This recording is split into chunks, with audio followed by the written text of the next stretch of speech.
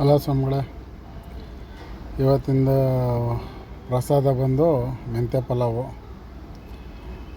ಹಿರಿ ಒಳಗಡೆ ನಾವೇ ಅಡುಗೆ ಮಾಡಿ ಸ್ವಾಮಿಗಳಿಗೆಲ್ಲ ಊಟ ಹಾಕ್ತೀವಿ.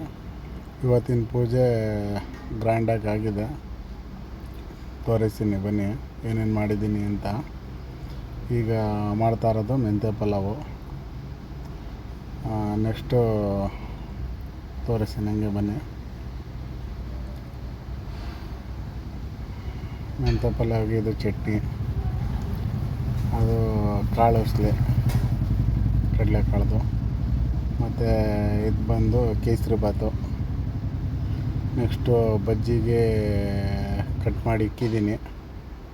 ಹಿಟ್ಟೆಲ್ಲ ಕಲಸಿ ಬಜ್ಜಿ ಹಾಕಬೇಕು.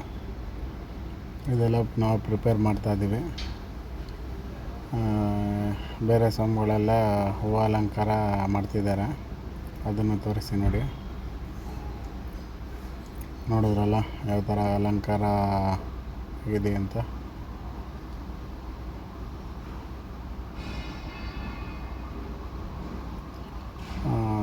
ನೋಡಿ ಯಾವ ಥರ ಅಲಂಕಾರ ಆಗಿದೆ ಅಂತ.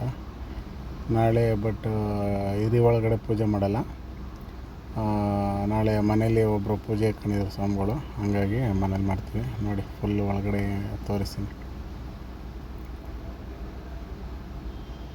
ಚೆನ್ನಾಗಿ ಬಂದಿದೆಯಾ ಫ್ರೆಂಡ್ಸ್? ಚೆನ್ನಾಗಿ ಬಂದಿದೆಯಾ ಸ್ವಾಮಿಗಳೇ? ಈಗ ನಾವು ಫ್ರೆಂಡ್ಸ್ ಅಂತ ಹೇಳೋಕ್ಕಾಗಲ್ಲ,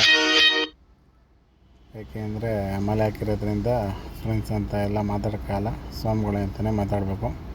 ಚೆನ್ನಾಗಿ ಬಂದಿದೆಯಾ ಸ್ವಾಮಿಗಳೇ? ಸ್ವಲ್ಪ ಅಭ್ಯಾಸ ಆಗಬೇಕು. ಹಾಗಾಗಿ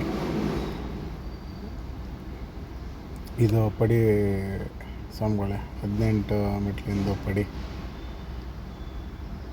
ಈಗ ಎಲ್ಲ ದೀಪ ಹಚ್ಚಿ ರೆಡಿ ಮಾಡಿದ್ದೀವಿ. ಲಾಸ್ಟಲ್ಲಿ ಪೂಜೆ ಎಲ್ಲ ಆದಮೇಲೆ ಪಡಿ ಎಸ್ತೀವಿ. ಅದು ವೀಡಿಯೋ ಮಾಡೋಕ್ಕಾಗಲ್ಲ, ಯಾಕೆಂದರೆ ನಾವು